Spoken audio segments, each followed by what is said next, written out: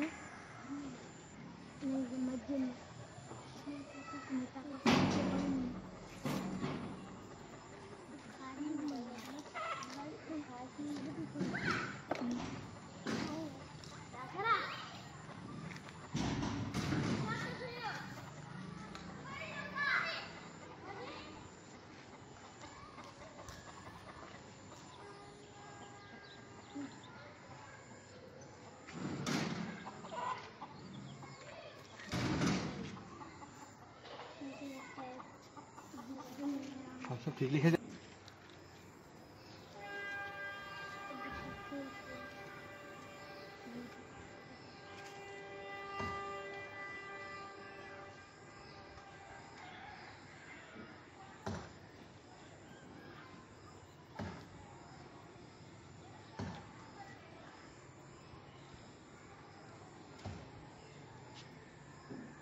मैं तो लिखाई करके आया हूँ आप सब।